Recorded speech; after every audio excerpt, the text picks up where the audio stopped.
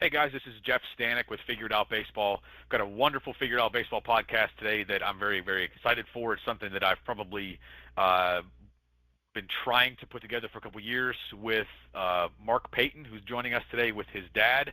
I've been trying to get Mark on here for a little while and really glad to have him today. I'm going to give you a background on Mark. He is an 11-year professional baseball player. And someone that I've known since he was still in early high school, and I kind of told him about that before we started recording the first time I ever saw him hit. Really, really impressive as a young guy, and you could see that he was going to go a long way in baseball. And I'm going to give you kind of his path and where he's been. He's originally from Orland Park, Illinois. He was drafted out of St. Rita High School in Chicago in the 31st round by the Twins. Decided to forego that opportunity to go to the University of Texas, one of the best baseball programs in the country at that time especially. He attended Texas, where he was a .318 career hitter in 4 years. He was drafted as a junior in the 16th round by the Indians, decided to go back to school for his senior year. As a senior, he was drafted in the 7th round by the Yankees, which obviously he signed with them and went through their minor league system. Ended up making his major league debut on August 22nd, 2020. That was with the Reds, and he's got an interesting story of how that happened. I'll kind of brief you, but he can give you the details later. He was a minor league Rule 5 pick from the Yankees to the Oakland Athletics, and then a year later he was a major league Rule 5 pick from Oakland to Cincinnati, and then there were some other things in there that I'll let him sort that out, but ended up making his major league debut in 2020. Of course, that was the major league COVID season, but made his debut in August of 2020 with the Reds.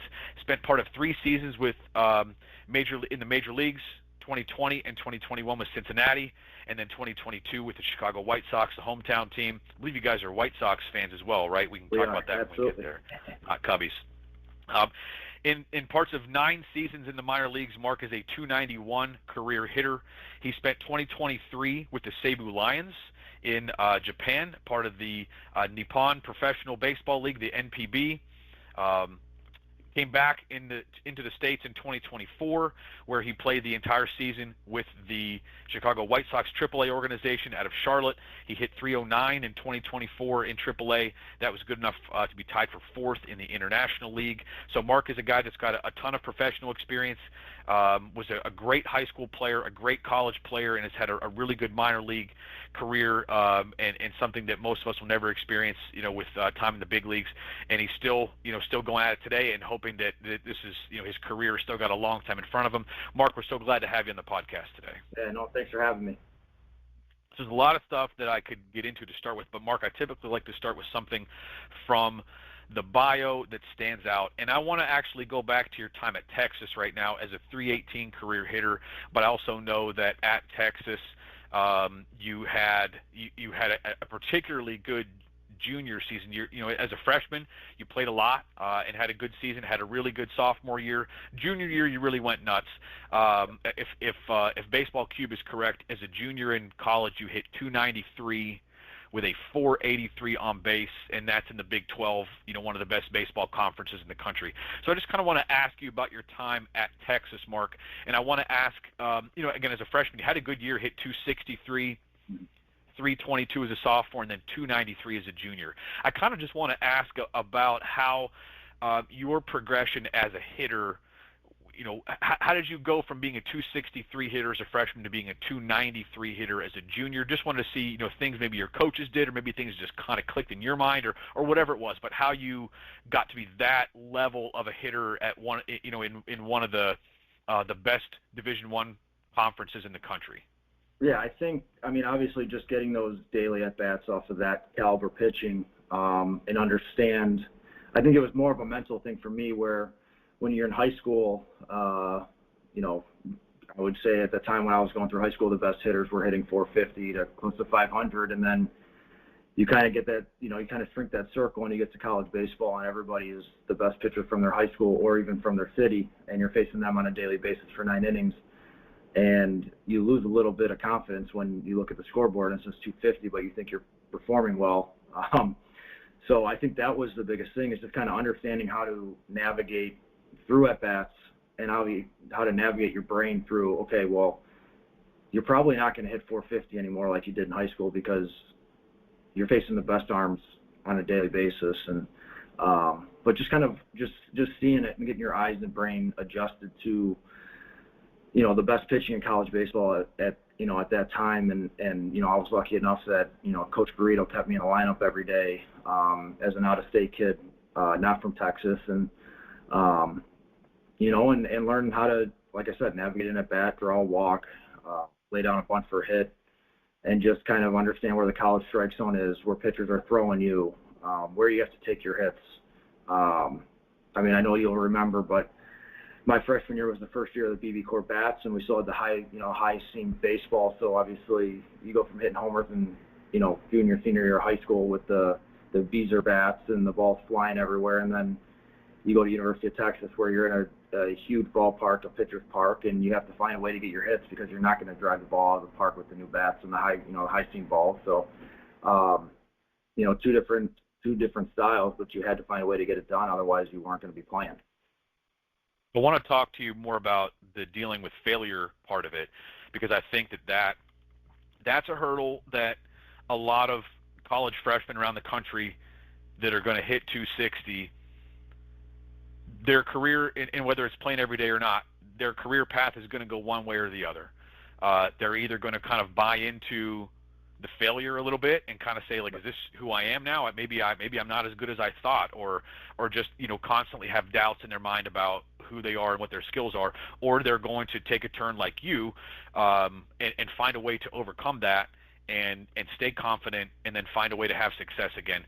Can I ask you just about how that happened for you? Maybe some influential people that helped you, whether it was your dad, you know, who was a good college player in his own right and a great coach. Was it the coaches at Texas? Was it something, you know, a teammate? Just kind of curious how exactly you turned your career, because again, I think that's an inflection point in someone's life as a baseball player. The first time you experience failure, you know, I don't know what you hit in high school, but you're in a great high school conference as well. So obviously you go from having that sort of success to hitting 200 plus points lower in college. You know, even if you feel like you're having success, like you said, you look at the scoreboard and see your batting average and think, like, it just, you're not getting nearly as many hits as you're used to. You're not on base as much as you used to. So how did you overcome that as a player? Yeah, I mean, I was so fortunate. I had a great supporting cast. I mean, from my family and, you know, like you mentioned, you know, my dad playing the game, going through college baseball and a little bit of professional baseball. Coach Burrito, you know, taking me under his wing. And I had a great group of upperclassmen when I walked in. My freshman year, I was the only out-of-state kid from outside of Texas. So it's kind of not shell-shocked, not homesick, but just I was in a different world. I never really left home for an extended period of time, for maybe more than 10 days. And you're kind of out in a state you've never been in by yourself. And, you know, I was very fortunate that the leaders of that team, you know, took me under their wing, and always gave me confidence that I'm in the lineup for a reason. You go through it your freshman fall, you're like, holy cow, these guys are really good. You know, like, I remember, you know, Taylor Youngman, who ended up being a first-round pick that year, and I believe he won the Dick Hauser Award, which is the best pitcher in college baseball. And I'm seeing him once a week on the mound, and I'm like, these are the guys I got to hit. Right now I'm going from, you know, a good conference in Chicago and playing what I thought at the time was an elite travel ball circuit in the summer and fall to this guy's on a different level. You know, but, you know, let me go back a little bit. I think the first time I saw failure, I mean, outside of high school, when I got to college, our first day of fall practice, we were on the line, and I think the coaching staff at the University of Texas was a little upset with what happened in the previous year, even though the incoming freshman had nothing to do with that. TCU had just beat Texas in the Super Regional in 2010 to go to that College World Series, and they dogpiled on the Longhorn, and I think the university took that. That kind of put a little salt in the wound.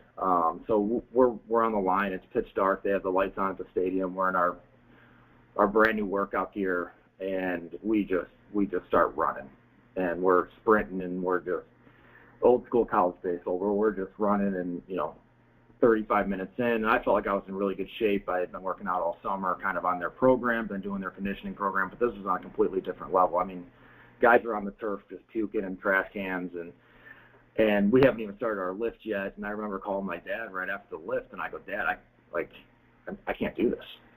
Like, we're day one in. I'm like, and very, very fortunate to have the dad I have, where he's like, listen, it's only going to get better from here. You haven't even started baseball yet. This is just day one. They went through some stuff last year, and they don't want that to happen again. They want you guys to come together as a team. They don't want anybody touching that longhorn in center field.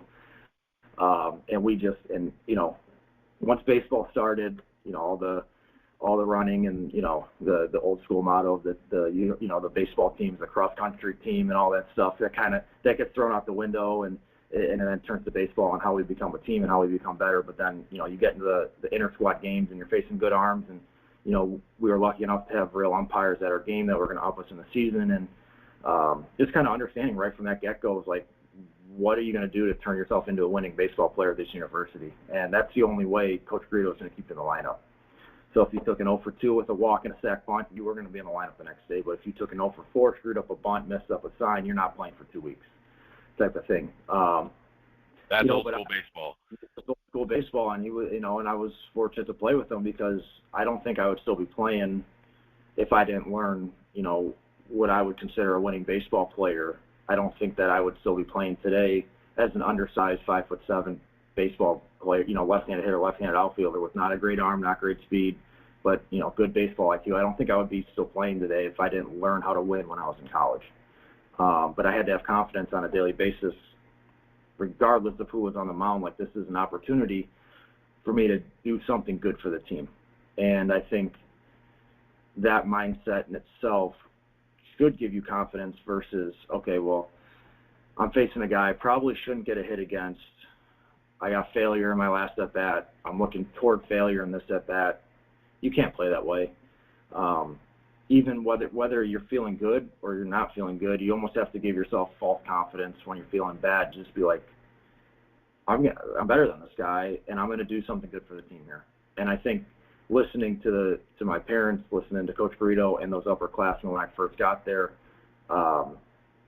basically propelled me to be able to play every day from the time I walked in there and not lose confidence, even when I did look at the scoreboard and it was 200 points lower than when I was hitting in high school.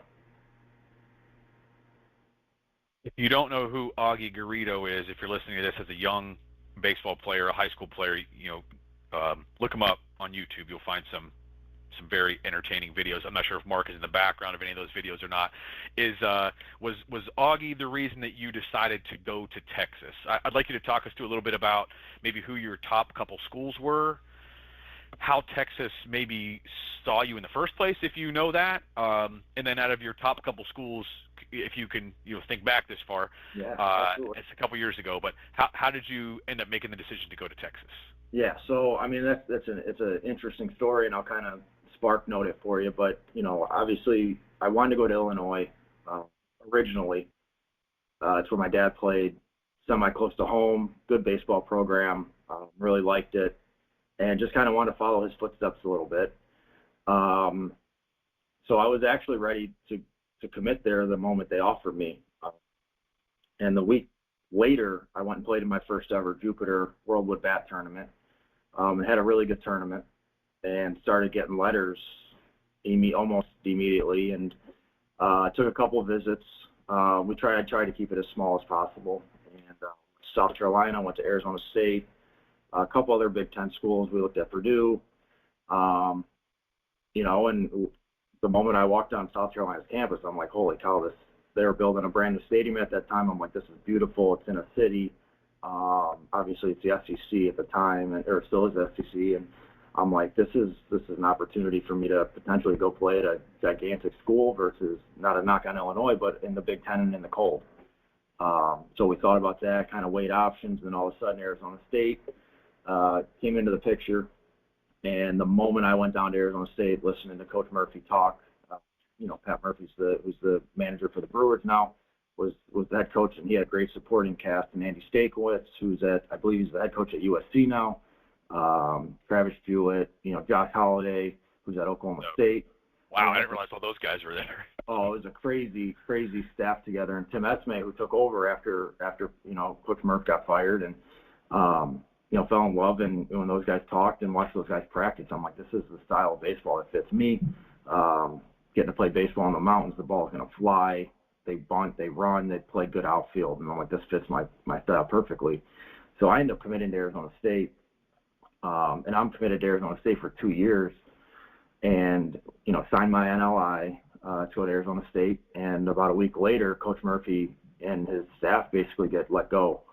Once we all the seniors sign our NLI. So I basically spend that whole, end of November, December, January, February, figuring out what, am I going to still go to Arizona State if Coach Murph's not there? What am I going to do? So we made the decision to get out of there. So I had to write a letter to Arizona State, write a letter to the NCAA, basically why. And finally I got my release from the school before ever walking on campus after I graduated high school. So I'm graduated in, it would have been probably end of April, I think. That would have been my senior year. I take one visit down to Louisville. I get an offer from Notre Dame over the phone, and I get a call from Texas. And basically, me and my dad, we just fly out to Texas. We take a visit. We had been to Louisville already, and obviously, we've played at Notre Dame in the fall during our fall circuit. And I go down to Texas, and we kind of get taken around. You get picked up from the airport. We go watch them practice. Get driven around the campus, meet with the academic advisors, just like the majority of just a normal college visit. And we go out to eat. Once practice is over, we come back, meet with Coach Garrido. They throw a scholarship out there that had just opened up, and I'll explain why it opened up. But we were there for 4 hours, and I said, Coach, I'll see you in a month. So we're sitting in his office. And I kind of remember my dad kind of looking at me like, because he always told me don't ever commit on the spot. But we were, basically a month and a half, 2 months away from having to show up on campus, or not for summer school, but for fall semester. And yeah. And I'm like, Coach, this is where I want to be. But basically, Texas saw me back in, my sophomore and junior year, at another Worldwood Bat down in Georgia. Played with a kid that was on my summer team named Mike Fultonevich. Oh, yeah. Dream school was Texas, and he was committed there. Ends up getting taken in the first round. I think it was the 18th pick overall. He signs, and his scholarship opened up, and that's the extra scholarship that they had available for me. And crazy how that works out, and very lucky that that it worked out that way. And don't know where I would have been if I stayed at Arizona State, but with what happened to Texas and my career there, and what it kind of propelled me to this day, very grateful that everything happened that way.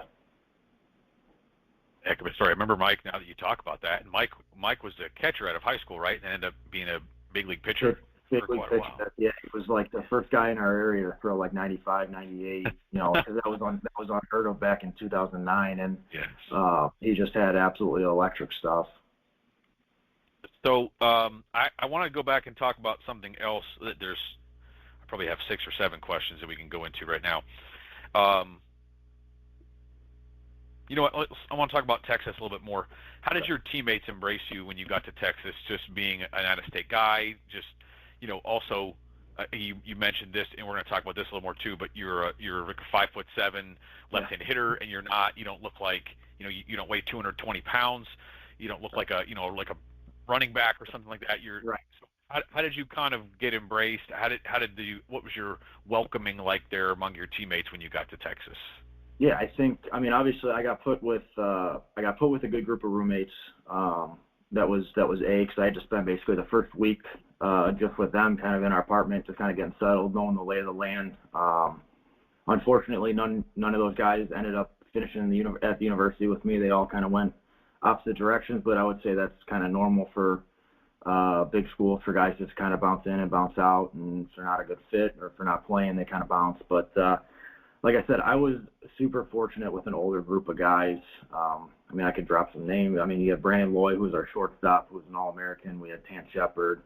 And like I said, Taylor Youngman, who ended up being a first-rounder. Sam Stafford was a second-rounder with the Rangers. I believe he was our Saturday guy, who were kind of the captains of the team that year, that basically embraced me right away and started inviting me out to dinner, having me over at their house midweek just to watch whatever football or whatever it would have been in the fall. And not that I wasn't hanging out with the freshman guys at all, but I just kind of kept my mouth shut and just kind of walked in and just kind of followed the guys who I thought were doing things the right way. And knowing those guys' history, I kind of did my research before going in there. Who were the guys that were playing? What positions were open?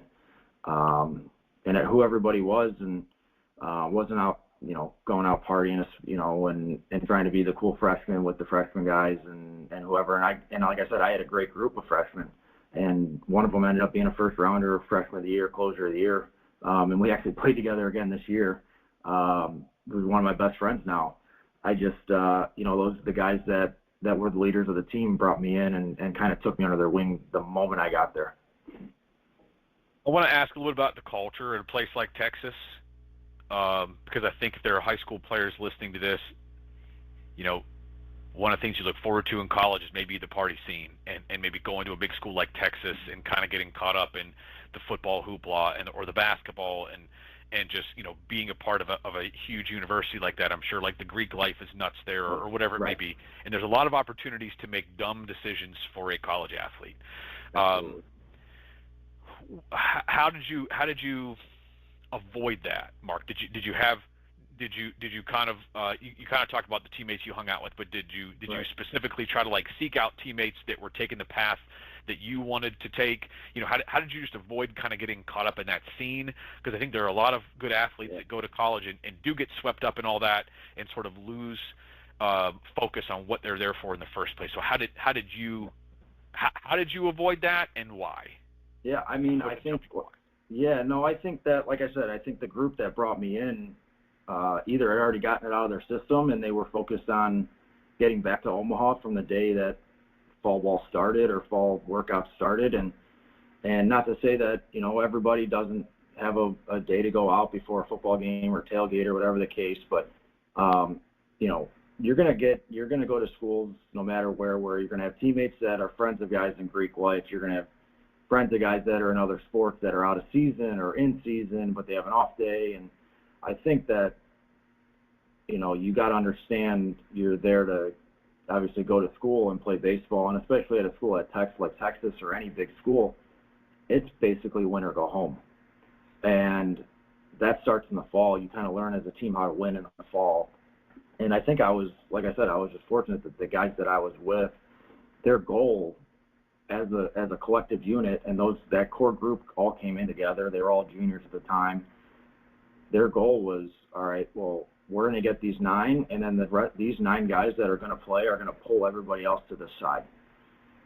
And we had a really good team. And were we probably an Omaha team my freshman year? Maybe. But we got there, and I think that we over-succeeded a little bit. But at a big school, you don't have a Sunday to be hungover, or not to be hungover, but just to not have slept more than 7 or 8 hours and go play an inter-squad against the best players on your team. You can't, there's eyes on you, not when you're out, but there's eyes on you when you show up to the park the next day. And you're probably going to practice in the morning. At least, and you got to show up, and there's eyes on you. And if you want to play, especially as a freshman, you're going in there to beat somebody else out there. Just not going to hand a freshman a job, even though a position may be open. The next guy in line the previous year it's probably his job to lose. But as a freshman, you're going in there, and that's I'm an outfielder, and there might have been one position open. How am I going to beat the other 3 freshmen that came in, the 2 sophomores that didn't play last year, and maybe the 1 redshirt junior? How am I going to separate myself then and get a chance to play on whatever February 15th on opening day? What do I have to do in the fall to get that job? And I think that's where my mindset was. I want to go back to something else you said earlier, Mark. You said early on in the podcast about navigating at bats. That's a term that I like to use. and I heard it for the first time from another college coach, probably in the second half of my coaching career for sure. And I liked the term, I liked the phrase. I think it kind of puts a picture in your mind. But I want you to talk about what that means to you, and when you were at Texas and learning how to do that, what did that mean, and how did learning how to navigate an at bat end up making such a big difference for you on the stat sheet? Yeah, I think so. When I first got there, it was okay. I feel like I'm a talented hitter, and I know I'm a good hitter, but you have to adapt to a new level. Obviously, there's this strike zone that's going to shrink a little bit from high school to college. It's still not a great strike zone, but it is what it is. And when I was there, it took me 75, 100 at bats, and some conversations with my hitting coach. Sometimes call my dad about it. Just outside of swings, like, where are these guys throwing me? Where are they getting me out? What are they trying to do early in the count? What are they trying to do late in the count? What are they trying to do with a righty on the mound and a guy in scoring position versus a lefty on the mound in scoring position? And once I figured that out, my swing decisions got better. I started understanding, okay, where do I need to attack the ball in college baseball, and this isn't to blow any umpires up, but if they're going to get a ball and a half or 2 balls off the plate away from each hitter, but they're not going to call a ball and a half inside, how can I create a swing? How can I cover that 1 ball off the plate, even though it's probably not a strike at the next level, but how can I make that a hit? How can I get a base hit if, where in today's game, a lot of times you're going to pinch hit, but left on left, they bring a lefty in with a guy on third base or a guy in scoring position, and they bring a lefty in to face you. You're not going to get a fastball first pitch. And I think you're going to get a curveball, you're going to get a slider, something going away from you to try to hit you, have the ball hit off the end of the bat, and the guy doesn't get to advance. And I think those things, those small little things, until, and those are, it's tough to change your mindset as a hitter where, and I'll tell anybody in the world, like, I want to hit a fastball more than anybody in the world, because I believe if you don't hit a fastball, you're not going to hit anything. Or the best way to, if you're a bad breaking ball hitter, the best way to not hit a breaking ball is to hit the fastball. But you have to get out of your own way sometimes and just understand how the game's working. And I know college baseball's changed now, and the arms in college are way better than they were 10 years ago.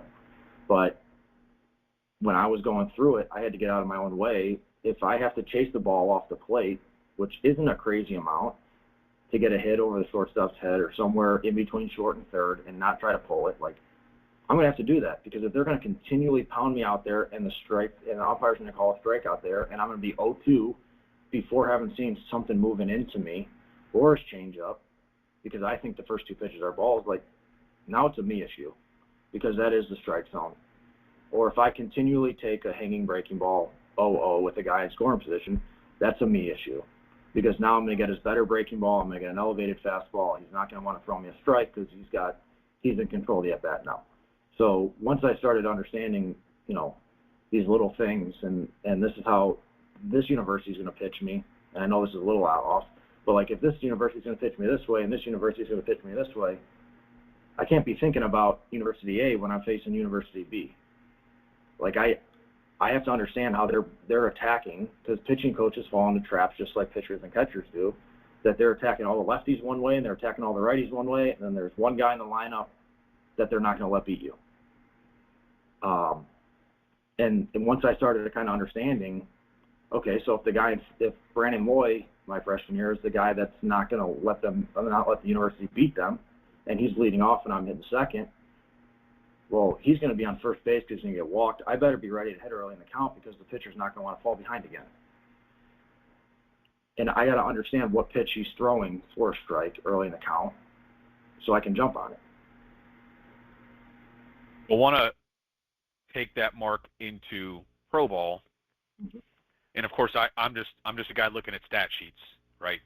But now your first year in pro ball, the year that you got drafted, so you only had 175 at bats, but you hit 320. But then the following couple years, and not the batting average is everything, but and I'm going to talk to you more about just who you are as a player later, who you are as a hitter, and let you discuss and describe yourself. But you're not a guy that hits for a ton of power. You're not a guy that steals a ton of bases. Like, your calling card is that you're just a pure hitter. So, I think batting average for you is, I'm assuming, is probably important. So your first full year of pro ball, you hit 267. Your next full year of pro ball, you hit 282. Third year, 256. The fourth year, 259. But you kept advancing levels. But then in 2019, the year before you made your debut, it was 334. Now, obviously, you didn't get you played 118 games. I don't know if 395 at bats. I'm not sure if you missed some time there or whatever. But 334 in a full minor league season, all at AAA, pretty darn impressive. So I want to just ask you, did you experience the same kind of things but at a new level? Basically, like having to figure out throughout the minor leagues how either you were getting pitched at different levels, because obviously minor league baseball is different than college ball in such a way that college baseball, you're there to win. Minor league baseball, you're there to develop. So I think in minor league baseball, I'm assuming, but I want you to talk about this obviously. I'm assuming in minor league baseball sometimes it's not always as predictable, because you might have a guy in the mound this day who really needs to develop his changeup, and he's going to throw the crap out of changeups, whether it's whether it's a left-on-left changeup or not. For you, or you probably have other guys that are trying to develop different things. So they're not necessarily pitching you in a way that they're trying to get you out as much as they're in a way that they're trying to develop their own stuff, if that makes sense. So it's probably a little bit different in college. So can you talk us through, you are a 291 career hitter, but a lot of that 291 has come in the last couple years, because once you kind of like cross that threshold, again, there were several years there where it was like a 250 to 280 was kind of your batting average spread, and then it went 334, 293, 293, 309. Right. And I know, so you've gotten older, you've gotten more mature as a hitter.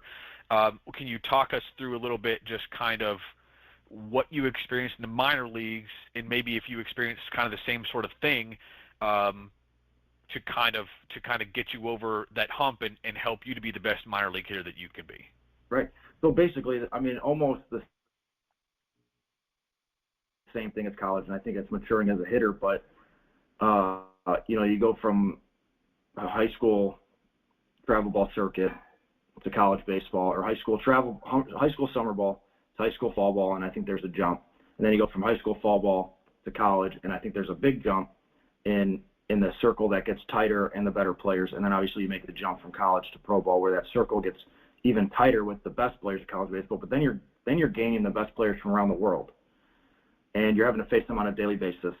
And you're playing, at the time when I first got into pro ball, you'd be playing 26 games in 27 days. And it's a lot of taxing, your overnight bus rides and bad hotels and not getting fed properly and all sorts of stuff. So that takes an adjustment in itself.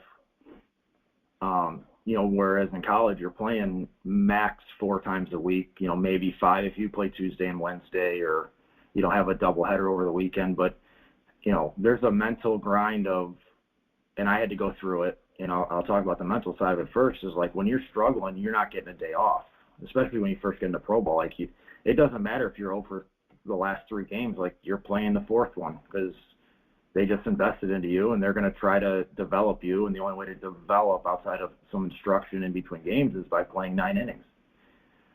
It doesn't matter. Like the game doesn't care if you're 0 for 12 or 0 for 15 or 1 for 25. Like the game doesn't care. You're in the lineup the next day. And, that goes back to being able to be mentally tough and be like, okay, I got to wash yesterday. What do I have to do today? How am I going to attack this pitcher? But I think the older I've gotten, especially going from level to level, and now being kind of been in AAA for, parts of 6 seasons, and you kind of understand that A, you're playing baseball for a reason. You're a good hitter. B, you kind of understand how the league works, what pitchers are trying to do to get you out, where your weaknesses are, your scouting reports on each pitcher that's coming into the game that that I personally create on my own. Over the years, it's shrunk, and we could talk about that real quick. But like when I first got into pro ball, I was there was, in 2014, there wasn't a ton of analytics like there is now. We just had scouting reports on like what the hitting coach thought the pitcher's ball was doing based off of video. We had the velocity, but we didn't have spin rate. There was no horizontal break. There was no vertical break. There was no extension. There was no, what side of the rubber is he throwing on? What pitches is he throwing? Okay, it just said it was a write-up. It said fastball 92, 95, slider 85, 88, and a changeup, 83, 84. And then it had a little write-up of by video of what the profile was. And when you're seeing guys for the first time, obviously the pitchers have a huge advantage. But the more a hitter sees it, he kind of just goes that arm slot, kind of, the pitch shape kind of gets put in your memory bank. But in today's game, where I'm able to create my own scouting report outside of video, just based off of numbers. And, back in the day, I was looking at 0-0 through 3-2.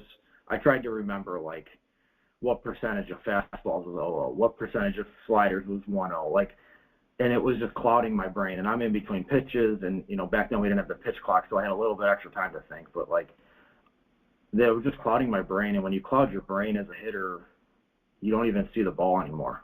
It's just like thinking about your swing or thinking about where you want to hit the ball or where your hands are, where am I launching from, where's my load. Anything that clouds your brain outside of seeing the baseball out of the pitcher's hand, you're not seeing the ball good. You might be thinking you're seeing it good, but when you're focused on other things, you can't focus on the ball and what the ball is actually doing.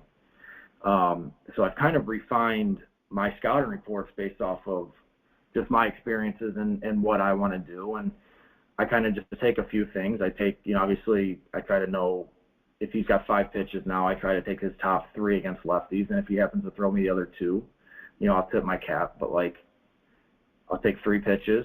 I'll understand the shape of the pitches. If it's going to jump on me, if he's got good extension, bad extension, and kind of put those in my memory bank. And then where are other left-handed hitters doing damage against him? So if lefties are doing damage down and away for some weird reason or up and away, then there's no reason for me to look for the ball in. That means he's probably got a good slider and he's getting his outs on lefty's hands. So now it goes hand in hand. If I'm looking for the ball away, my sight line's left center versus there's no reason for me to try to jump this guy and try to hit him to right center or a homer to right and try to elevate him. That's just a waste of my time. So I've kind of just refined it and understanding. I think, the only way to get good as a hitter is obviously by, refining scouting reports after you see guys and you've been at a level for so long, but understanding that every at-bat counts. And the way to develop as a hitter is to take at-bats and to want that at-bat. When you don't want the at-bat, it's almost a waste. And that goes back to the mentality of it. It's the game doesn't matter if you're – this year I started the year 3 for 70.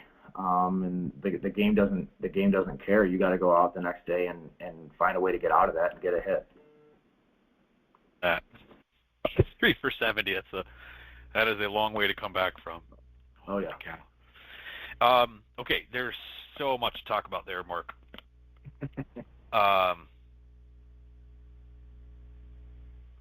Okay, I want to hit 3 things here, which we'll probably come up with some other stuff during that.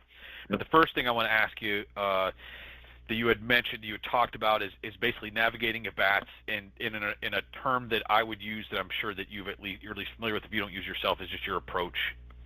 And you kind of talked about at Texas, if you're getting pitches off the plate regularly, they're getting called strikes. You think they're balls, but they're strikes, and you're always down 0-2. Then you make an adjustment and basically learn how to hit that pitch and get a hit from it. So I kind of want to ask you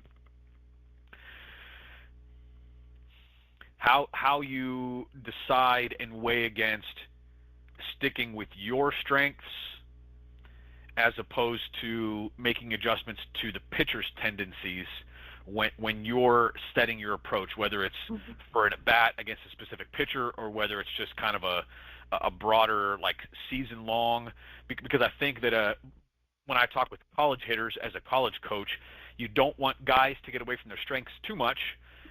Even if they're going to get attacked. The way I would kind of say it to guys is you might go up there and you think you're going to get, you're going to get a slider, at least one slider throughout this at bat from this pitcher. But it's a good slider, and if you swing at that slider, you're probably, if you had 50 at bats against that slider, you're probably going to hit 125. Right. Why would you swing at it? Just so there's a fine line, I think, between sticking with your own strengths and knowing how they're going to try to get you out and sort of countering that.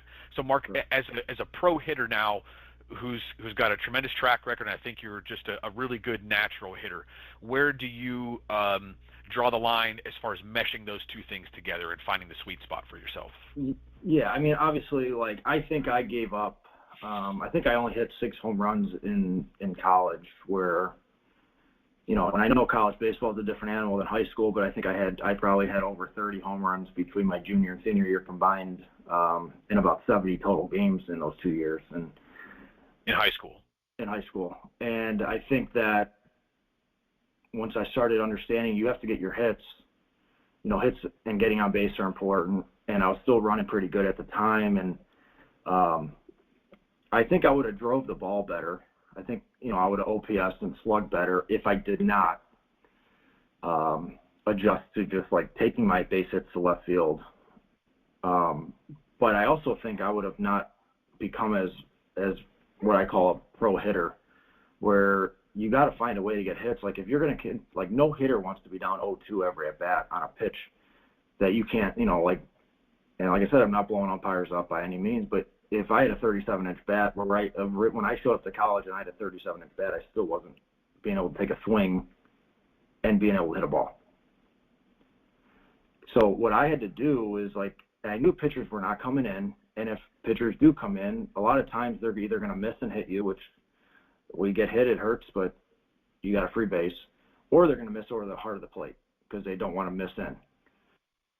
So if I moved in as far as I could on the plate, and this is a little old school college-ish, but if I moved in as far as I could on the plate, now with my 32-inch bat, I can cover 2 balls off the plate with my swing.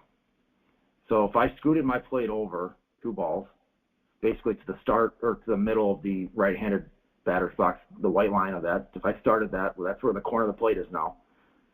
I don't feel like I'm changing too much of who I am. I'm just moving my plate over, and that's the way I thought about it. So if he did come in, like I said, he either missed in and I got out of the way, or he hit me, or he tried coming in and he missed over the heart of the plate, and those are my triples in the right center.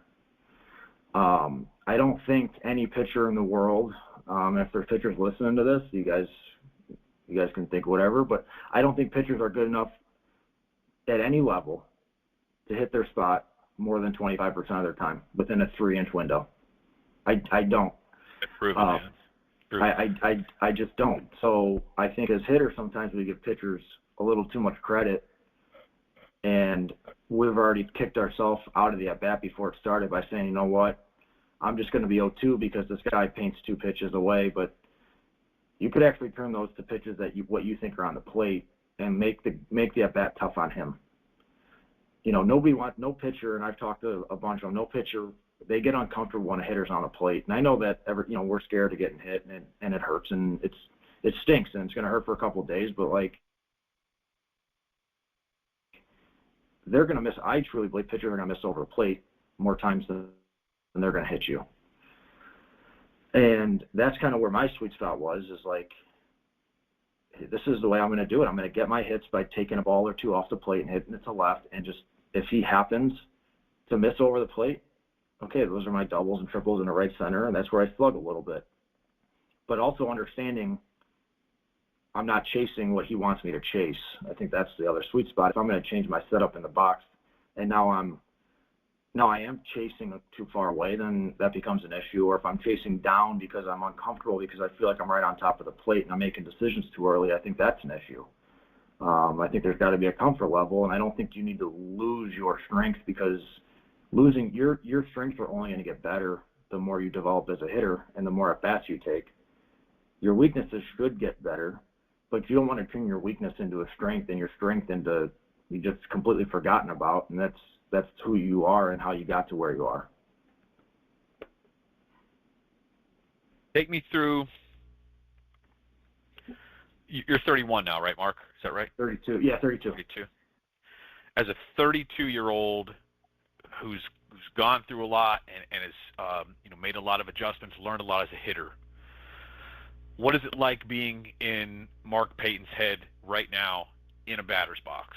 How complicated is it in there? Because you kind of mentioned that you would sort of overthink, focus on some other things, make it hard to see the ball because you're focused on a lot of other things. What is going on in Mark Payton's mind right now if you step into the batter's box? Obviously, like, we're not talking about a specific pitcher, so we're not thinking about a specific scouting report, but like, are you sitting in there like prepping for a certain pitch because you know the scouting report says he throws that a lot? Are you, using some really simple cues with yourself to force yourself to keep it simple? Like, what goes on in the mind of Mark Payton right now when you step into the batter's box for an at-bat?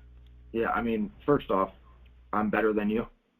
I'm gonna beat you. It's a one-on-one battle, and I don't care who you are. And like I said, this isn't a cocky or like to go at pitchers, but I think they're thinking the same thing about us. It's like it's one-on-one right now, and it's me versus you. And if I get my A swing off and swing at a pitch that's over the white part of the plate, I think I win, even if I mishit it. So that's A, is just the mentality of going up there thinking I'm better. B, like I said, going through a scouting report, no matter who it is, I want to elevate the baseball out of the pitcher's hand. Because guys, the pitchers are good. As much as I don't want to give them credit, they are good, and their stuff does move late, and sometimes it drops and we swing and miss. But I think a lot of times we don't have the right, what I call tunnel, understanding where fastball versus slider need to start right out of hand. And I think the more a hitter starts to learn that, the more that they can shrink their tunnel.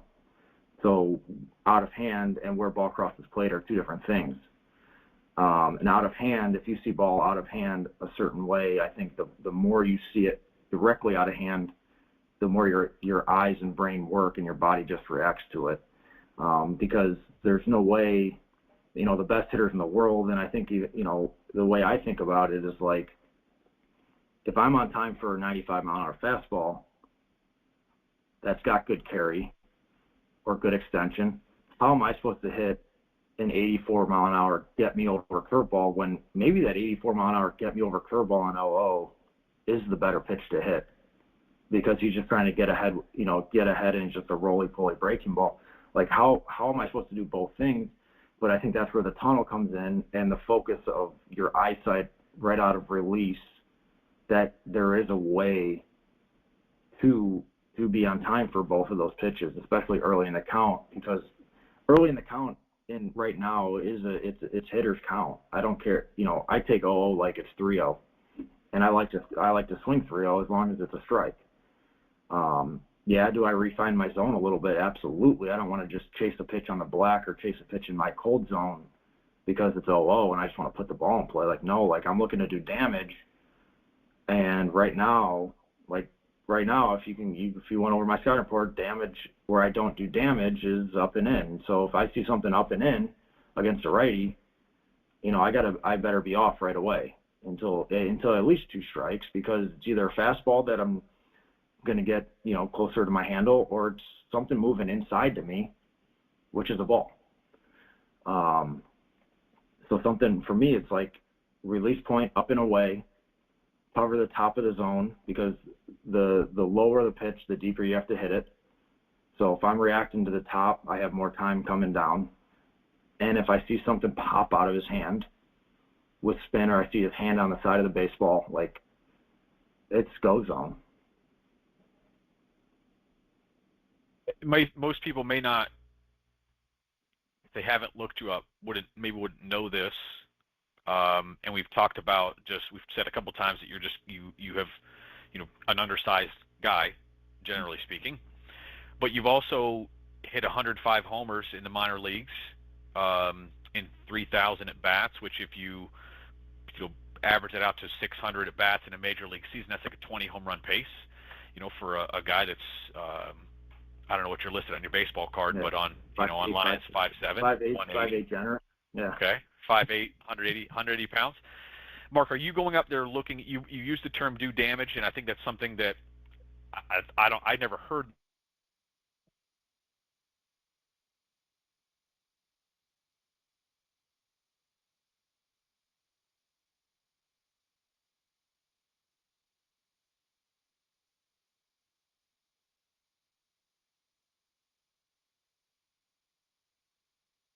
to the plate, trying to hit a simple line drive up the middle and let power happen accidentally. Just kind of curious how, because like you said earlier that you hit like whatever 6 home runs in college, but now you've put up good power numbers in the minor leagues. You've had a 30 homer minor league season. How are, as far as that stuff goes, are you trying to just hit a simple line drive at the middle and let power happen for you, or are you going up there trying to look for pitches that you can, again, quote unquote, do damage to, meaning you're going up there trying to drive something to a particular part of the field, assuming that the pull side is kind of your power side? Yeah. What's your approach as far as that goes, Mark? Yeah, I mean, I like in a perfect world, if I like as short story as I can get it, I want to hit like a 2-iron for golf fans out there. I want to hit a 2-iron off the left center field wall. So if but to me what that means is like that's my timing mechanism. That's the way I want my body to work, and let the bat path take care of itself depending on what pitch it is and where the pitch is located. Your approach is 2-iron, opposite field gap. Yeah, that's my goal. That's where I set my mindset. Now, am I trying to hit the ball there? Absolutely not. That's just the way I want my body to work. Right. So I know it gets a little confusing, but like what all I can control is that I'm on time and that I see the ball good. If I'm on time and I see the ball good, my body is going to react because I've done it. We've all at this level, we've done it for, I've done, I don't know, I have 10,000 at bats under my belt since college, and like your body reacts to it. You've created a swing, you've molded a swing, and you gotta let your eyes and brain work. But the only way to let your eyes and brain work is for you to be on time. And to be on time, that's a whole nother conversation. But the more you're on time, the more damage you're gonna do. Go ahead. No, so I just think that I think that damage is part of the game, and we all as hitters know where we want the ball, where we don't want the ball. But we also have to understand what type of pitcher we're facing. If I'm facing, and I keep going back to pitchers, but I think that's the missing part of the game is me and you might see the same pitcher 2 completely different ways. And you might absolutely own this guy, and I might not see him at all, and I haven't gotten a hit off him. But like those guys that I don't see, okay, what do I have to do in my swing to simplify it to get my base hit? Where you might be going out there being like, man, you're chomping at the bit and you can't wait for your second or third at bat off this guy. You're like, this is my double or homer. Like, this is where I slug now. Like, this is, and you don't even care if you haven't gotten a hit in that day yet, but you're like, this is my guy. And I think that as hitters, we can make those decisions before even going in the box by, what that guy has versus what your strengths are. And versus like what the previous hitters are doing against him. Are lefties slugging 850, our OPS in 850 against this guy, or are lefties OPS in 300? Well, if lefties overall are OPS in 300, then all right. Well, this probably is a guy that's really good against lefties. Let's go get a hit.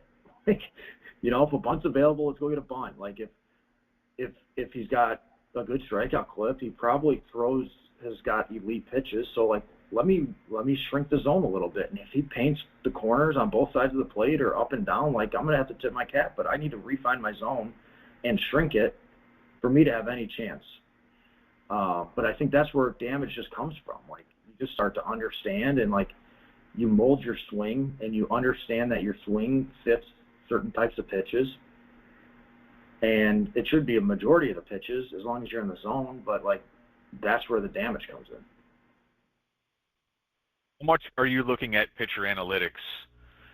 We had discussed that. That kind of came up earlier, and you said when you first got into college, maybe even pro ball, you said pro ball, the analytics weren't really available like they are now.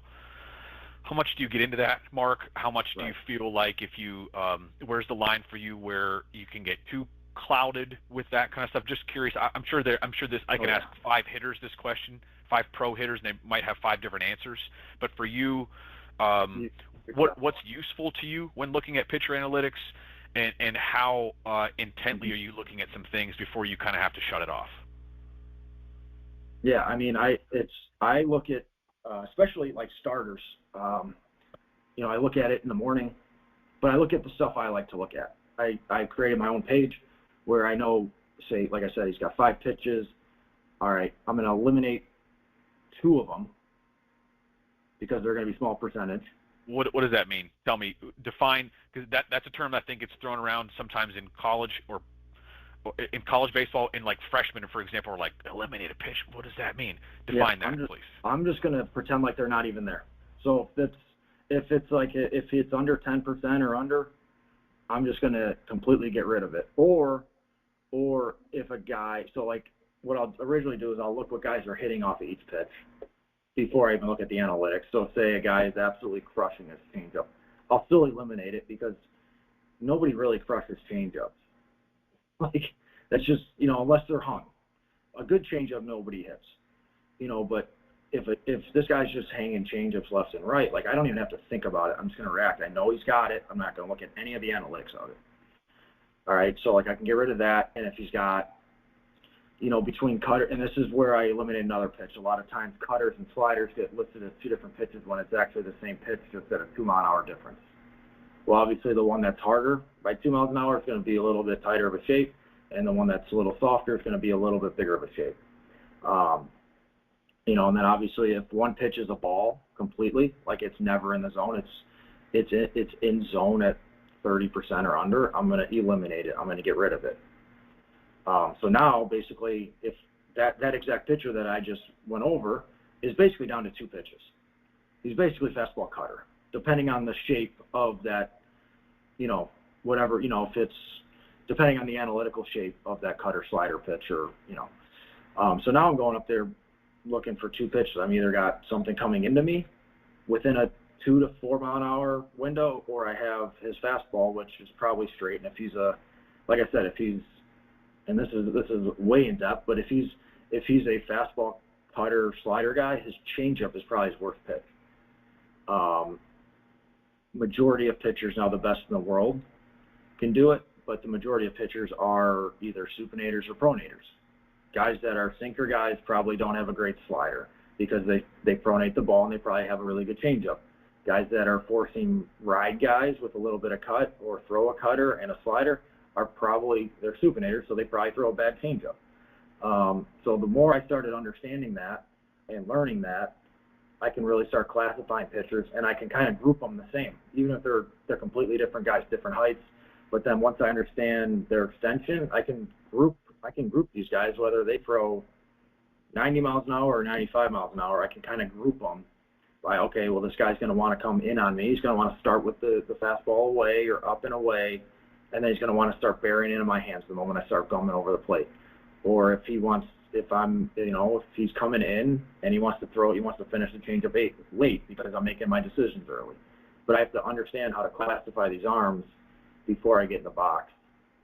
But back to what I look at, it's average velo on basically those 3 pitches that I'm looking at, what the spin rate is, horizontal and vertical break, extension, and my heat zone. Where are lefties doing damage against this guy? I don't ever want to look at bad information. Where is he getting his swing and misses?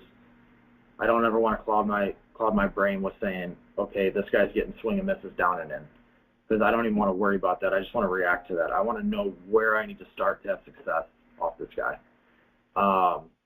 And occasionally, like a lot of times, that'll all match up with where guys are getting their hits. I'll look at a chart where it's an outfield chart and an infield chart where, if my heat map or if the lefty's heat map off this arm is away, his hits on the ground are to the full side, but his hits in the air are the other way. Why that makes sense? Because lefties tend to roll over balls, and it gets in between first and second sometimes if they get their arms too far extended, but they make a lot of outs over there. Obviously you're not going to pull this guy, but they are driving, and that's where the OPS comes in the air the other way. So that's it. I try to keep it as simple as possible, and that might seem like a lot, but that is way refined over the last 6 years of everything else that I was looking at. If you're going to eliminate a for example, if there's a curveball that a guy's throwing at about 30%, 25 to 30% strikes, and you say you're going to eliminate that when you're in the batter's box, and what is specifically the plan there? You recognize a curveball and you're just going to basically almost automatically lay off of it because it's not going to be a strike. Yep. Unless I'm going to shut down. I am going to shut down until I have 2 strikes. Okay. That's just me. Now, some guys that love hitting curveballs, if they see it and it is one out of 4 that is a strike, they're going to go. I feel like I am good enough of a hitter that I can give him a strike. Sometimes, depending on the pitcher. Pitchers are good, but like I do think that why am I going to waste my time even thinking about it? If I see something pop, or I see something like I see hand on side of the ball, or I see a lot of hand, basically coming out of release, like I'm shutting down, because I don't even want it. Like, I'm going up there just saying, you know what, this pitch it's gone. I don't want to swing at it, because if he throws 4 of them, I'm probably going to walk. Mark, I'm learning a lot right now. Mark, what's your vision? Do you know what your vision is? Can I ask that? Yeah, 2015. I make sure when I leave the eye doctor right before spring training that I'm contacted up at 2015. You were in contacts at 2015? Yes. All right. So interesting to me. That's just like when you learn, the first time I heard that the average big leaguer had whatever the average big leaguer's vision is, 2015, 2014, whatever it is, it's like, wow, no wonder I sucked. No, I mean, I've been kicked out of a few eye doctors because they don't want to do it, and I'm like, I'm actually I'm picky about how things look, especially when I'm playing. I'll continually throughout the game check, and if I have to, put eye drops in or whatever the case, I'll do it. But I'll pick out, certain boards or certain lights on fields that I'll look at throughout the game to make sure it's still crystal clear. If I see any glare on the pitch clock board, that's LED lights, like I shouldn't see a glare there. Okay, let me go let me either change contacts or put some wetting drops in them. If board in left center from the first base dugout isn't as crystal clear as it is when I first went out there, like, I mean, our eyes in baseball are about as important as staying healthy, because whatever you can't see, you can't hit. Whatever you can't see, you can't field. And I think that's why I'm so picky about release point and being able to tunnel pitches and things, because your body will react to what you see, especially in the box at such a, everything's moving so fast, that if your focus isn't on that baseball and you're focused on other things, or you can't see, you're not going to make the right decision. You're going to make too quick of a decision, or you're just not going to see anything. You're just up there saying, I have no chance here. I'm trying to figure out my load. I can't see all this stuff. Like, everything starts with the eyes. Especially in the box. You just talked about tunneling and things like that. This could easily turn into a 3-hour podcast if we got into everything that's come up. But I want you, I've sort of described you a little bit. You've described yourself a little bit. But I would like you, Mark, to take a chance to describe Mark Payton as a hitter and a baseball player. Who are you when you're at your best? Who are you as far as the guy who's going to get back to the big leagues in 2025? Who is Mark Payton as a hitter? Oh man, I enjoy competing. I enjoy just going up there and not fighting a pitcher, but just going out there competing against a pitcher, going out there on a daily basis. Enjoying playing 9 innings. Like I'm fortunate to still be playing, and I don't know, man. Like I just, I want to go up there and get on base and help the team win. I know that sounds cliche, but the best part of the game is shaking hands with your teammates after the game and a little, just hanging out in the locker room after games. And, I enjoy it. And like I said, I'm lucky to still be playing. Hopefully next year will be year 12. And, I'm looking forward to it and, having, enjoying my off time right now, but definitely getting ready for next year and doing whatever I can, because obviously the end goal is obviously playing the big leagues for as long as you can. And the only way to do that is by enjoying it. And, I don't know how else to put it. If you don't enjoy playing this game, it's time to move on, because I think it only gets funner, more fun. Funner is not even a word. That's the Texas education. More fun the more you play. The older I've gotten, the more respect I've gotten for the game. The more I've come to love the game. And I'm just, like I said, I'm just fortunate to still be playing. So you mentioned earlier, do you have time for a few more questions? Yeah, absolutely. Yeah. You talked earlier, you kind of mentioned it briefly there, just about the off season. I want to ask you, as a guy, for your body type, the type of player you are, what does the off season look like for you as far as your workouts, your goal, your physical goals in the off season? I'm curious about that. Are you trying to get as strong as you can get? Are there certain things you need to do to make sure you're healthy going into the spring? Just curious about what your goals are in the off season, Mark, and specifically talk about maybe the weight room, and if you want to touch on anything with nutrition, if there's anything specific. No, so I think, obviously it's changed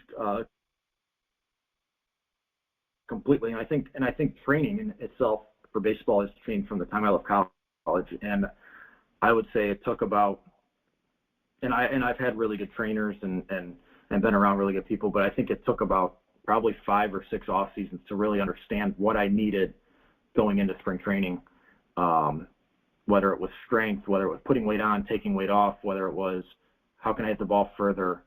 But now, and if I were to redo it all, I would concentrate on speed.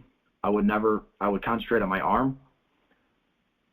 And I would concentrate on like, I think strength's really important, but I don't need to go there looking like Hercules. I need to be mobile. I need to be quick. I need to run down balls. I need to make one-hop throws to any base. And I think if I do that, I'm not going to lose any power in the box. And I think that has changed over the years. I think when I first started, it was like, all right, I got to put weight on because I have to hit the ball like Aaron Judge. Well, I'm not. 5'8", he's 6'8", he's got 110 pounds on me. Like it's just not, and I'm playing center field, he's playing right field, and I'm like, but like that's what I thought, and I thought that that's the way I was gonna get to the big leagues, is by OPSing and by slugging the baseball, and I lost a step, my arm got worse, and if I could redo it, like those things wouldn't have been put on the back burner. They probably would have been put on the front burner. Now especially at 32, it's okay. How can I not lose a step? So let's concentrate on speed. I truly believe right now I can get another 4 or 5 miles an hour out of my arm, especially in the off season. Like how can I get that back? September was the hardest I hit the ball all year. So obviously my strength held up from last off season. So how can I just maintain that? And how can I make my body feel as good as I can going into next year? And I think a lot of that, like you just touched on, is nutrition. I think what you're putting in your body, I think everybody's different, but I think whatever I put in my body determines how I feel the next day, regardless of what I put my body through. If I'm getting enough protein, depending on what I'm trying to do, with my body at that time, like, am I trying to cut? Am I trying to put some weight on? What type of weight am I trying to put on? All this stuff. I think nutrition and especially sleep and any type of recovery plays a huge, huge, huge important role that I think is not talked about as much as it should. Or we could get deep into that as well. But I will ask you this: do you use a nutritionist? Do you have a nutritionist like with one of the organizations you were with, or someone from Texas or anybody? I've worked with everybody, so I've kept in contact with a nutritionist from Texas who I worked with for a while, right when I got out of school. I've talked to every nutritionist within each organization I've been in, and now I kind of just created my own. And by any means am I putting the most best grass-fed every meal in my body by any means, but I try to keep it, where I'm enjoying myself. You give yourself one day, you give yourself, especially in the fall, you give yourself Saturday to have some chicken wings or whatever the case, to watch some college football. But try to stay on lean meats. For me, my body holds on to carbs pretty well, so small carb, always get a vegetable, but a lot of protein and water. But make sure I get my at least 7.5 to 8 hours of sleep a night.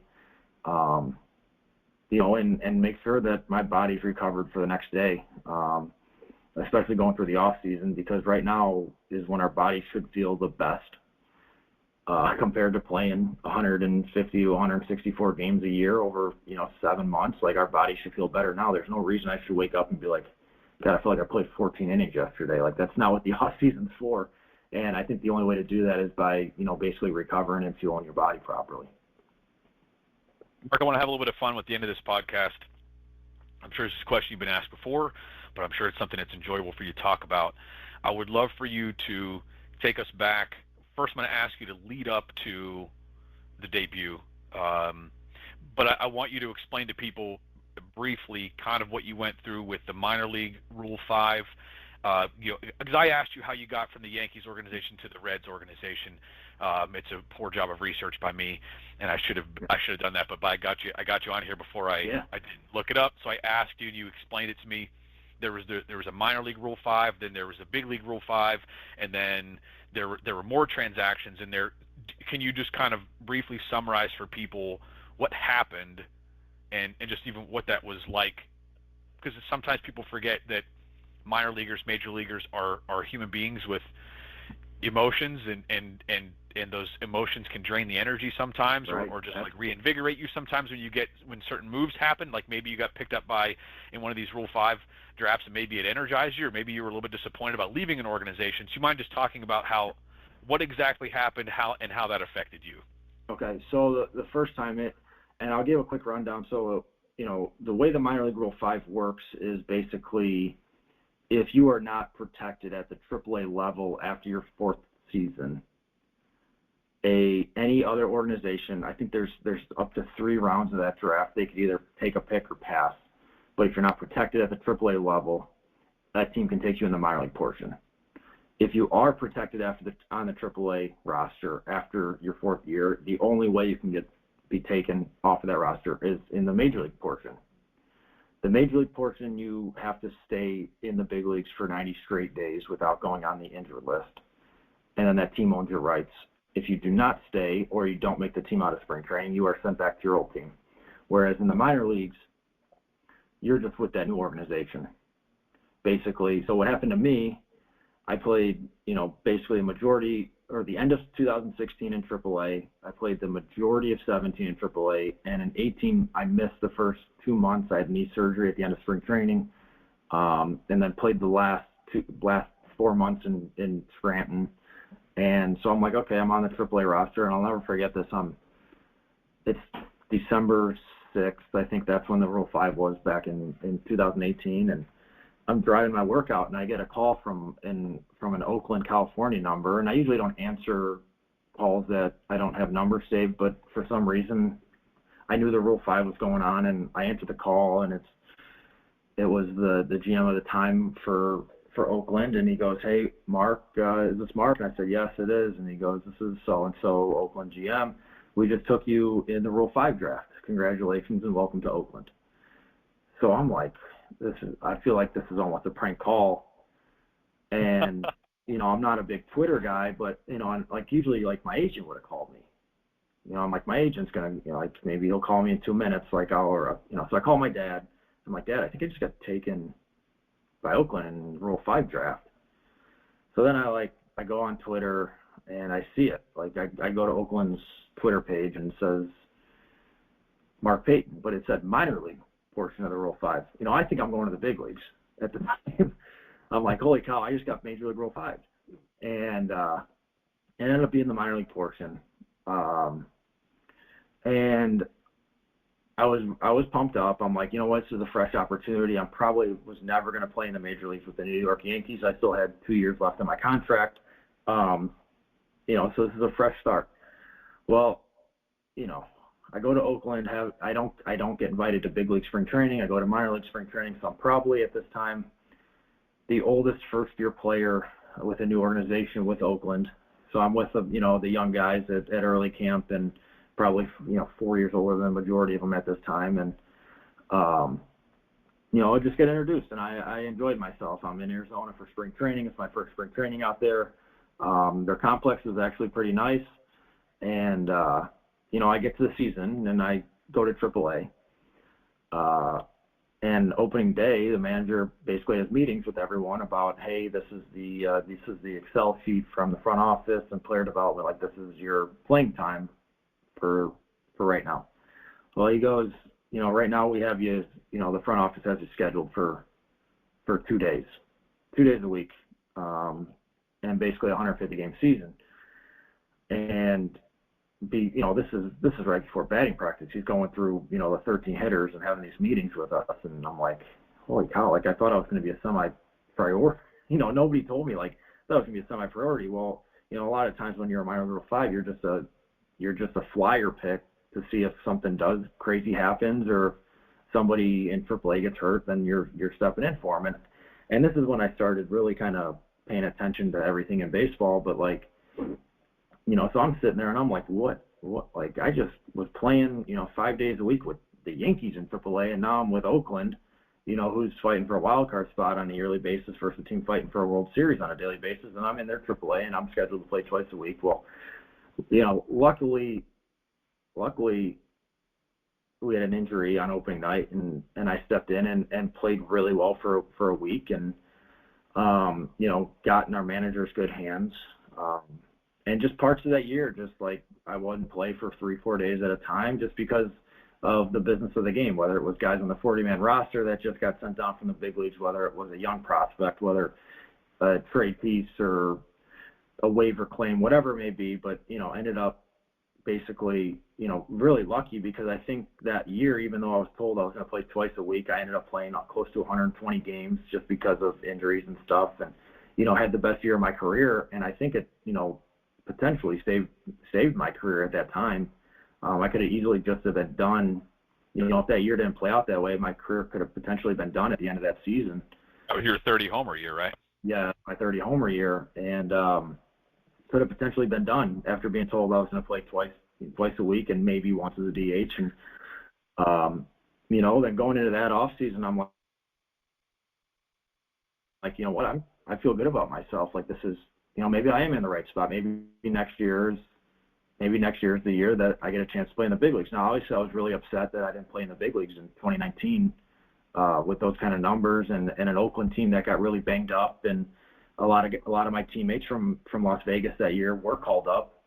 And then going into 2019, I got taken in a major league portion of the Rule 5. So basically, like I said, I had to make the Reds opening day roster, and I had to be there for 90 days.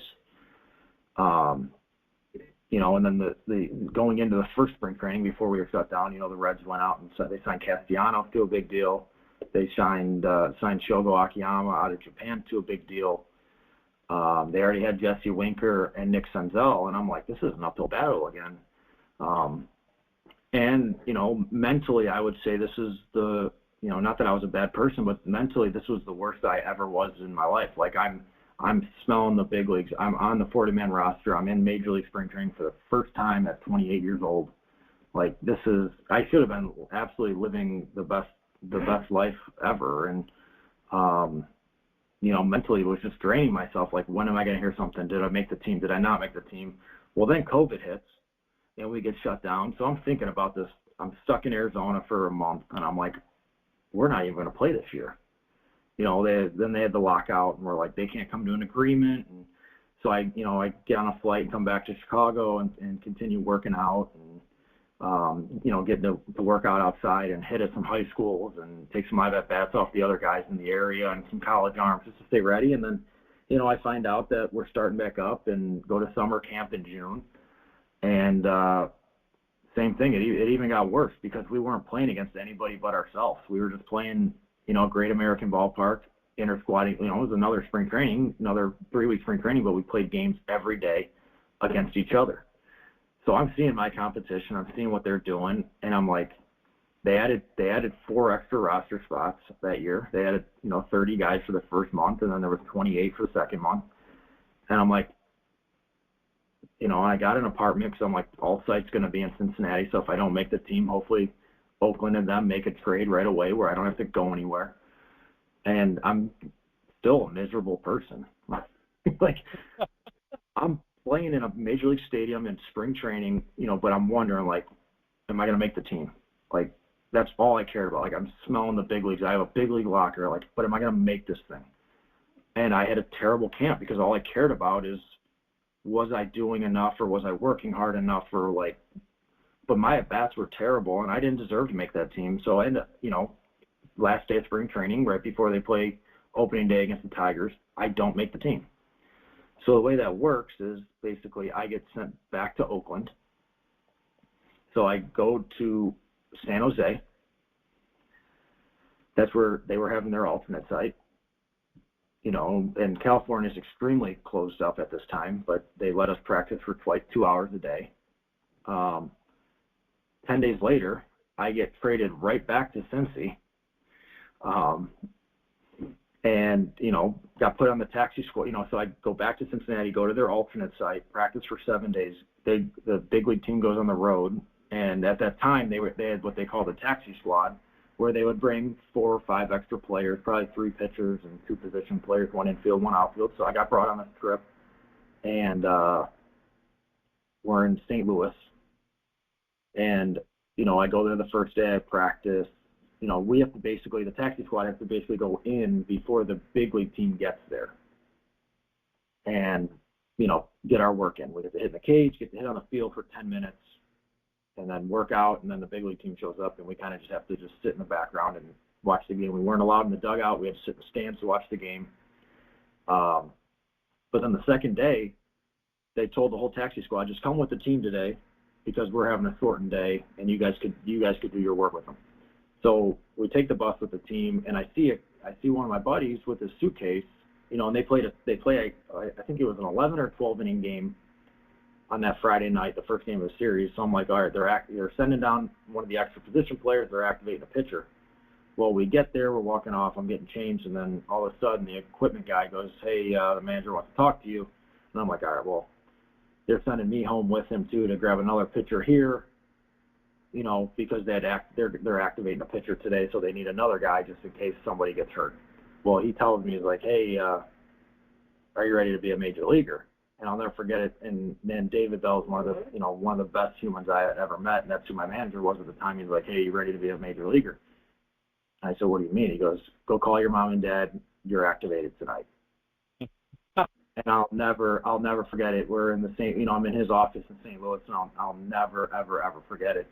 And I walked down the left field line, went into the seats kind of out by my, alone, and called my mom and dad on FaceTime. And it was, obviously it was emotional because, it took 8 years. But it was awesome. I mean, I would never, even though they couldn't be there and nobody was in that game, I got the debut that night. I pinch hit in the 9th inning and grounded out, hit it hard. But, yeah, I'll never forget that. And then, we went from there to Milwaukee, where I got my first hit. And then when we got back to Cincinnati, they were able to at least, come and say hello. No families were allowed on the road, but when we got back to Cincy, definitely got a couple big hugs, gave my dad the first hit ball, just because I know how much time and effort he put in with me. And that was awesome. It was a really cool experience. And the way that, I think the Reds handled me and the way David called me up is it was cool. It was just special. It's hard to put into words. It was just, I don't know, it just everything you dream of and everything. It was better. Might be hard for you, but I know we need to wrap this podcast up. I've had you here for quite a long time. When David Bell told you you were being activated, do you recall the first thoughts that you had at that time? Well, I wanted to say, are you serious? Are you serious? Because I truly believe, I truly thought I was going back to Cincy with the kid that was sent down because they needed to activate a pitcher or two, and they needed to bring another pitcher or two to St. Louis because it was a week-long road trip. So I'm like, all right, they're sending 2 of us home because the team only got X amount of hotel rooms, when we were on the road. And I'm like, during COVID, now they get whatever, but during COVID, I'm like, they're sending 2 guys home. They're going to bring 2 pitchers here just in case something happens. Maybe I'll meet them in Milwaukee. I couldn't believe it. I was almost in shock. I bet if I had a camera on me, I'd turn pale. But it was cool. You don't. I thought I was closer in 2019 at that time. In 2019, I thought I was closer to the big leagues. First, when I got minor league Rule 5, I thought I was closer than I was in St. Louis. And then at any point in that season, when I was playing really well, I'm like, I thought I was closer at that time than I was in his office in St. Louis in their COVID year. And yeah, I mean, I walked out, called him, and then I think it really set in when I walked back into my locker and I had my jersey in there. I never had a big league jersey in my locker. I had spring training jerseys and our practice jerseys and our BP tops. But when I got back into the locker room after calling my parents, my gray jersey and my red jersey with my name, number, and the major league logo and the serial code on the bottom of the jersey and everything, and just the feel of it. And that's when it really hit me. It was like I walked in there and it was just hanging in the front of my locker. That's kind of when it really hit. That's one last question. Yep. Before I let you go. I think that most successful people, and maybe you haven't even gotten, maybe you're not like at a time of your life to reflect on it. Maybe this doesn't happen until like after retirement.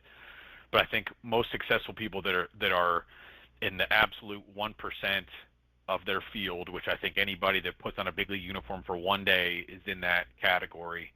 I think everybody has inflection points where if this one thing had gone differently, you would not have been where you are. Mm-hmm.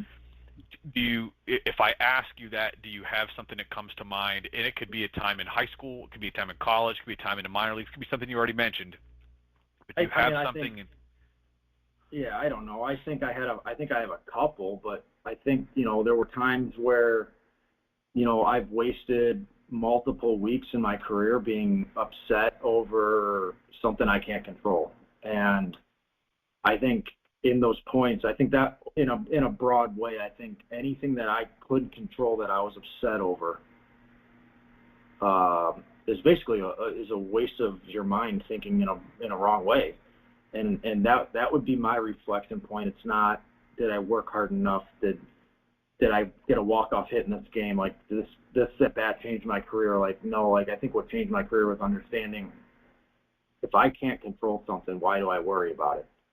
If someone got called up from high A to double A, which at the time might have seemed like the world ending, and you got stuck in high A, but that ruins your next 40 at-bats because you were pissed off because somebody else is taking what you think is taking your at-bats in double A. Like, it is a waste of time.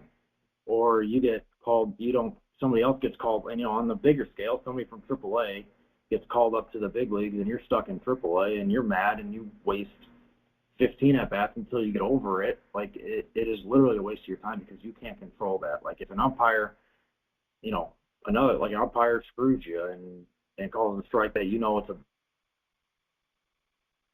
ball, it's a waste of your time because you can't control what he just called a strike or what he called a ball, or that's my reflection point, is like, how quickly can I get over, basically getting slapped in the neck? Like, how quickly can I move on to the next thing and not let that bother me? And I think once I really not let anything bother me other than what I can control, can I hustle? Yes. Can I play good defense? Yes. But am I going to make an error? Yes. Am I going to strike out? Yeah. Am I going to get winning hits? Yes. But if I can keep my mindset in a way where, what am I doing to help my team win, and what am I doing that what I can control, I'm going to control it. If I can't think about it. I'm just got to move on. And I think that's my biggest reflection of my career to this point. This is Mark Payton, everybody. He's an 11-year pro. Will be entering his 12th year of professional baseball in the spring of 2025. Someone that I've known for a long time, knew who he was, way back when he was out of my league as a recruiting coordinator at Morehead State, and he was looking at places like Arizona State, South Carolina, Texas. But I've known about him for a long time. Consider his dad a good friend, even though someone I haven't seen in a long time and only talked to occasionally. He's one of the best human beings that I've had a chance to speak with. And Mark comes from a great baseball family, and someone that obviously in this podcast, I've learned a lot, honestly, about hitting. Mark, and I think it's one of my favorite things about these podcasts is learning as much as I can from people that I bring on, and hopefully people that listen to this learned as much or more than I did. But Mark, I can't thank you enough for your time today. I appreciate all the insight and everything that you shared and just kind of being willing to open up about different things about yourself and your process. Could not thank you enough for being on here, and I hope that I get a chance to see you next year. If the White Sox play in Pittsburgh, I'm going to come out and see you. Hopefully your dad and I will sit next to each other. This is a funny story, but actually it's actually might be the last time I saw your dad, and I didn't tell you this beforehand, but I'm in Altoona, Pennsylvania, where I live. Oh, I went to a curve game one day. My family would try to go to a handful of games a year, and I just happened to be at a game when they were playing Trenton, and I get a text from Dave Payton. I open my phone, and Dave Payton says, "Turn around." And I turn around, and your dad is sitting at the same section as me, just in the back, and I'm a bird dog with the Pirates, so like I can get tickets, and like we'll be kind of behind home plate, in about the middle of the section, whatever. And your dad is sitting behind me, and I went and just sat by him for like half the game and spoke to him. It might be the last time that I saw him, but just someone that I certainly have a tremendous amount of respect for, and anybody that comes through the Payton family, I've got a great respect for. Mark's brother is currently playing in the minor leagues, was a high draft pick out of Louisville. And just someone that I think you're easy to root for, Mark. So, man, I can't thank you enough for being in this podcast, and hopefully it's not the last time we get a chance to talk. Absolutely. No, thanks for having me. This was an absolute blast.